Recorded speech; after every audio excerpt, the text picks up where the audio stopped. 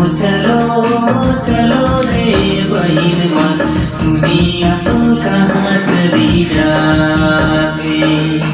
चलो चलो चलो रे भाई मन दुनिया तो कहाँ चली जाते। चलो चलो चलो रे बहिन मन दुनिया तो कहाँ चली जाते।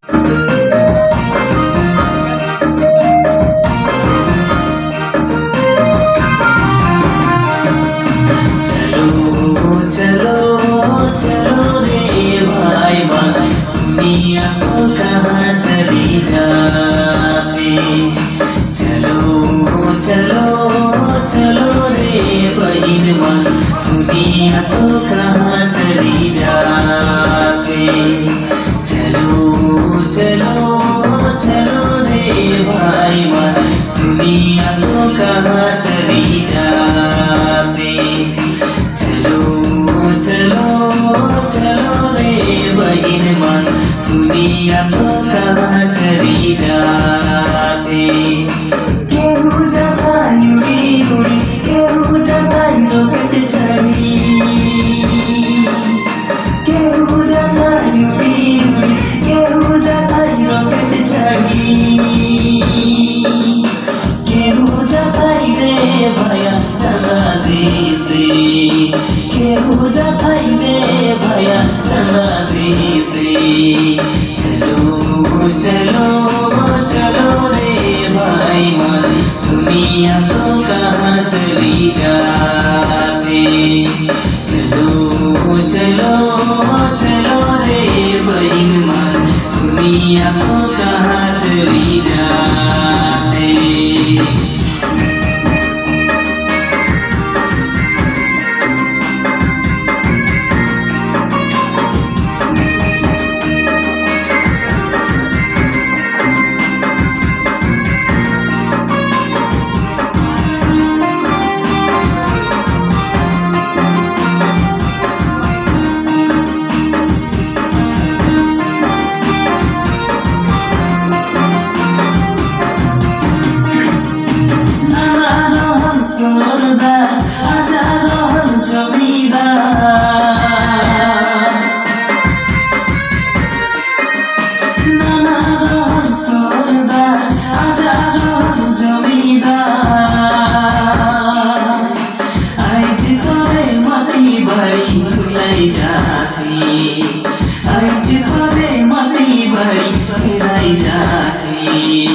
चलो चलो चलो रे भाई मन दुनिया तो कहाँ चली जाते।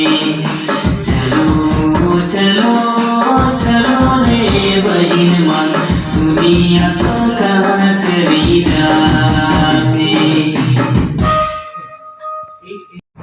इतना गान गाइছিলোঁ তেতিয়া আমার সম্মানীয় স্যার সুকমল কোসলা দেবে এটি গীত লিখিছিলে। খুব ধুনিয়া গান আর গীতটি খুবই জনপ্রিয় লাভ করেছে। ঝুমুর খুরিয়া গান। মই দুটা লাইন গাই দিম আপনাক।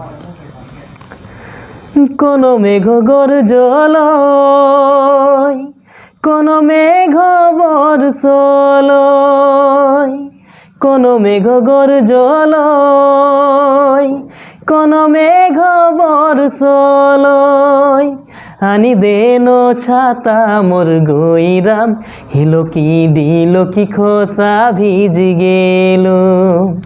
আনি দেনো ছাতা মোর গইরাম হিলো কি দিল কি খোসা ভিজি গেল। তাৰপিছতে আৰু এটা গীত আছিলে বিৰছা মুণ্ডাৰ উপলক্ষে। এইটো সামাজিক গীত কিন্তু খুবেই ভাল, সকলোৱে আঁকোৱালি লৈছে গীতটো। তাকে মই দুই লাইন গাই দিম। বীর বিরসা জিন্দাবাদ বিরসা মুন্ডা জিন্দাবাদ। বীর বিরসা জিন্দাবাদ বিরসা মুন্ডা জিন্দাবাদ। জাগা हमार भाई बहिन জাগা আদিবাসী ভাই বহিন, জাগা আমার ভাই বহিন, জাগা আদিবাসী ভাই বহিন, বীর বিরসা জিন্দাবাদ, বিরসা মুন্ডা জিন্দাবাদ। ধন্যবাদ। মই গীত গোৱাটো বৰ্তমান সৰু সময়ৰ পৰা এনেকৈ গাই আছিলোঁ, কিন্তু মঞ্চত গোৱাটো মেক্সিমাম 6-7 বছৰ হ'ল। আৰু লগতে গীতটো গোৱাৰ মই বৰ্তমান সৰু সময়তে চাৰ্চত গাই আছিলোঁ। তাৰপিছতে এনেকুৱা লাহে লাহে লাহে অভিজ্ঞতা আহি গ'ল।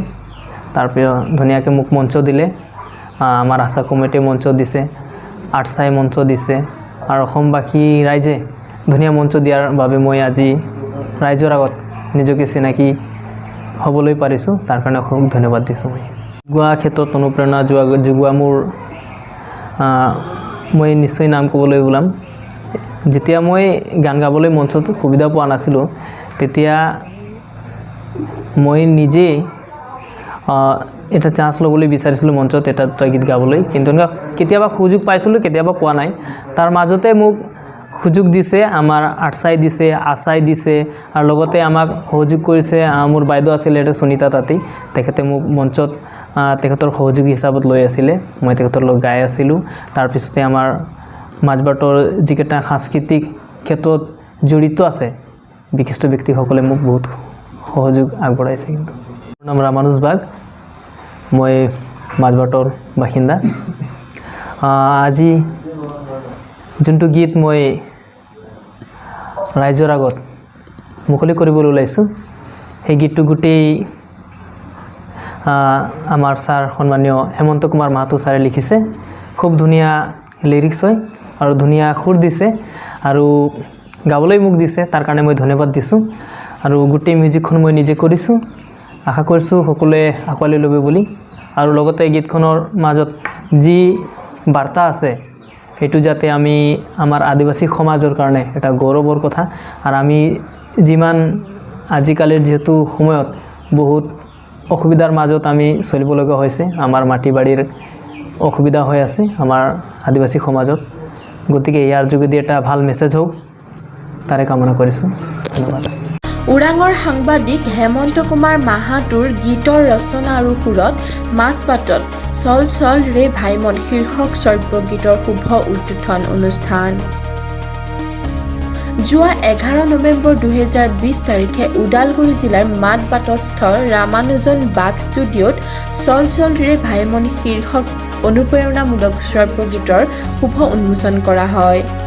ওৰাঙৰ অসমীয়া প্ৰতিদিনৰ সাংবাদিক হেমন্ত কুমাৰ মাহাতোৰ গীতৰ ৰচনা আৰু সুৰৰ এই গীতত কণ্ঠদান কৰে উদয়ীমান কণ্ঠশিল্পী তথা সংগীত পৰিচালক ৰামানুজ বাগে। অতি মনোমোহা এই শ্ৰব্য গীতটিৰ শুভ উন্মোচন কৰে মাজবাট থানাৰ ভাৰপ্ৰাপ্ত আৰক্ষী বিষয়া মিণ্টু সন্ধিকৈয়ে।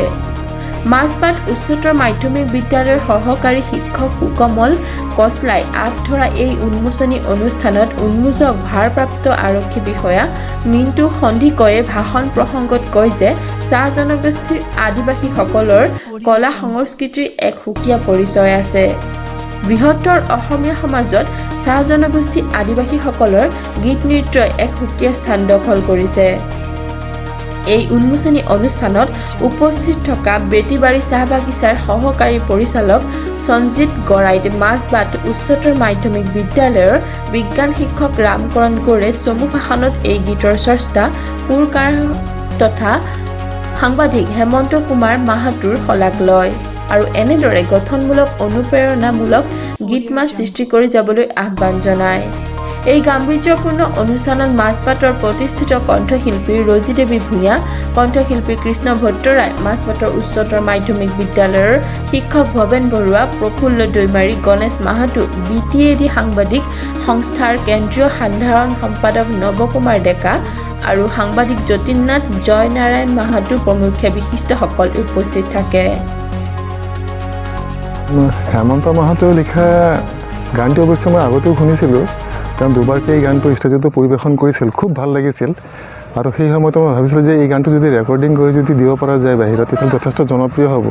তো এই গানটিৰ জৰিয়তে বিশেষকৈ আমাৰ আদিবাসী আৰু চাহ জনগোষ্ঠীৰ যিসকল উদীয়মান শিল্পী আছে, যেনেকৈ আমাৰ গায়ক গায়িকাসকলো, তো তেওঁলোকে অনুপ্ৰাণিত হ'ব। আৰু মই আশা কৰোঁ যে অসমৰ সমূহ আদিবাসী জনগোষ্ঠী আৰু চাহ জনগোষ্ঠীৰ লোকসকলে গানটিক অন্তৰেৰে আদৰি ল'ব। চাহ মানে আগতে মই দুই এটা গান লিখিছিলোঁ, এনেকৈ সভা সমিতিয়ে গাইছিলোঁ। তেতিয়া মানুহবিলাকৰ পৰা অলপ ভাল কমেণ্ট পাইছিলোঁ, তেওঁলোকৰ পৰা সঁহাৰি পাইছিলোঁ যে ভাল হৈছে গানবিলাক, আপুনি লিখি যাওক। তো এনেধৰণৰ লৈয়ে তেওঁলোকৰ উৎসাহবিলাক লৈয়ে মই এনেকৈ আগবাঢ়িছোঁ লিখিবৰ কাৰণে। গীত আমাৰ হেমন্ত কুমাৰ মাহাতো দাদাই লিখিছে, খুব ধুনীয়া লিখিছে। তেওঁৰ প্ৰত্যেকটা শব্দবিলাকত মানে আমাৰ আদিবাসী চাহ জনগোষ্ঠীয় ইতিহাসৰ কথাবিলাক আমি তাতে গম পাওঁ। সুৰ বহুত ধুনীয়া হৈছে, মই দুবাৰ তিনিবাৰকৈ শুনিলোঁ, তথাপিও মানে খুব ভাল লাগিছে। আৰু ইয়াত সংগীত দিছে আমাৰ উদীয়মান শিল্পী ৰামানুজ বাগ, তেওঁৰে ষ্টুডিঅ'ত এই গীতটি বাণীবদ্ধ কৰা হৈছে। ৰাইজে এই গীতটো খুব ভাল পাব আৰু আদৰি ল'ব। আৰু এই গীতটি শুনি আমাৰ বৰ্তমানৰ শিল্পীসকলে বা যিসকলে গীত লিখে তেখেতসকলে অনুপ্ৰেৰণা পাব আৰু আমাৰ গোটেই মাজবাট অঞ্চলত বা গোটেই অসমত এই গীতটি খুব আদৰ পাব বুলি মই আশা কৰিছোঁ। নমস্কাৰ, মই হেমন্ত কুমাৰ মাহাতো। আজি মোৰ লিখা গীত আৰু সুৰ মই নিজে দিয়া এই দ্বিতীয়টি গীত আজি আমাৰ এই ষ্টুডিঅ'ত আজি উপমুক্তি পালে। এই গীতটি আমাৰ সমাজ যে পিছ পৰি আছে, এই সমাজখনক এটা গতি দিবৰ কাৰণে বা এটা জাগৰণ আনিবৰ কাৰণে এই বিষয়বস্তুলৈ লিখা হৈছে। আমাৰ পূৰ্বপুৰুষসকল আগৰ পৰাই বহুতো বীৰ বীৰাংগনাসকলৰ জন্ম হৈছে আৰু সেইসকলৰ তেজত আমি বলিয়ান এটা জাতি, গতিকে আমি তেওঁলোকৰ তেজৰে আমি আগবাঢ়ি যাম, এই আহ্বানেৰে এই গীতটো লিখিছোঁ। এই গীতিৰ কণ্ঠদান কৰিছে মাজবাট অঞ্চলৰ উদীয়মান কণ্ঠশিল্পী ৰামানুজ বাগ। তেখেতে যথেষ্ট তেখেতে নিগৰাব চেষ্টা কৰিছে, অন্তৰ খুলি তেওঁ গানটো গাইছে। আশা ৰাখিছোঁ অসমৰ ৰাইজে গানটি বুটলি ল'ব, সমাদৰ লাভ কৰিব আৰু আমাৰ সমাজখনেও যাতে গানৰ পৰা কিছু হ'লেও অনুপ্ৰাণিত পায়, তেওঁলোকে এটা মেছেজ পায়, এই মই আশা ৰাখিছোঁ।